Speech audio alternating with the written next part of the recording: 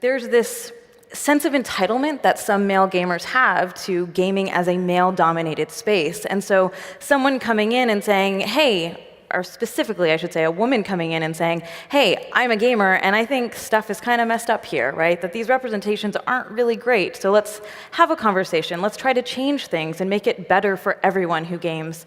And they didn't like that. They didn't like that at all. And it affected you, Anita, in a very profound way in your day-to-day life and in sort of just things that you did on a regular basis. Yeah, well, so to give you an idea of what the harassment looks like, it's been going on for 3 years nonstop, and it's everything from sexist and racist slurs all over all of my social media accounts on a daily basis, threats to my life, specifically sexualized violent threats as well. There are bomb threats and death threats at events that I attend or that I speak at. They attempt to dox me, which is to collect and publicly distribute my personal information, like a home address and phone number, try to hack into my email and social media sites, try to knock my website offline. I could go on for days about all the different strategies, and this is ongoing. And so, understandably, after or throughout this period of 3 years nonstop, you become hyper-vigilant. And I don't like to use the word paranoid because there's a sense of irrationality to that word. But there's nothing irrational about my fear. The hypervigilance and the way that it has changed my existence, both professionally and personally, is incredible, right? So I am very conscious of the events that I do. Like, I will be harassed nonstop during this live stream. Places that I go, events that I'm at, there's always security around me now. I'm very conscious of being in coffee shops and restaurants and being recognized. Online, I have to be hypervigilant, so I don't get to just joke around on the internet. I don't get to just say what I think, because every single thing I do is so highly scrutinized. And I put it in the category of a broader issue, which is the need for adoption of technology by government. It's a very real issue. When I was elected district attorney of San Francisco, first-class city in the world, first cousin of Silicon Valley, in 2004, 2/3 of my lawyers did not have email.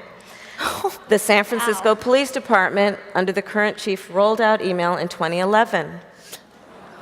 This is the reality. I mean, and so part of this is how I approach a lot of issues. The big problem usually will be a function of addressing some very discrete and perhaps seemingly mundane issues. One of them is the need for adoption of technology by government writ large, law enforcement in particular.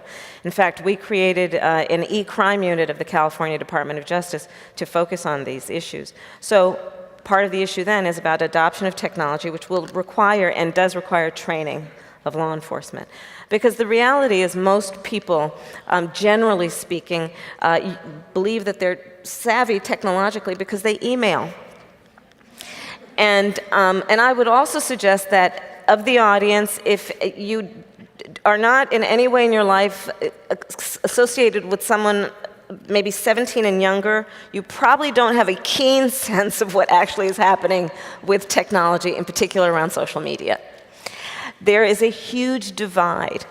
And what then that creates, as we know in any world, is that when we don't, in law enforcement or parents or people who are in a position of trust with vulnerable people, if we don't know what's going on, we can't help it. I feel like the social media sites is one piece of it. The legislation is another piece of it. And all of these things work together to create a cultural shift.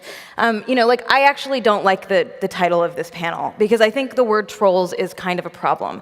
I think it reinforces the juvenile-ness of all of this, right? I think that comments like, don't feed the trolls, don't read the comments, get over it, grow tougher skin, it's just boys being boys, it's just the internet. All of these comments work to make online harassment normal. It's just how it is, right? But it's not just how it is, and we don't have to accept it, and none of us should have to jettison our humanity in order to participate, because that's ultimately what those comments are saying. That's right. Well, I'd like to make a personal plea to Ashley's earlier point. For every one negative comment, you need 5 positives. So I think we should inundate their social media feeds with positive comments. Great idea. To outnumber the negative ones.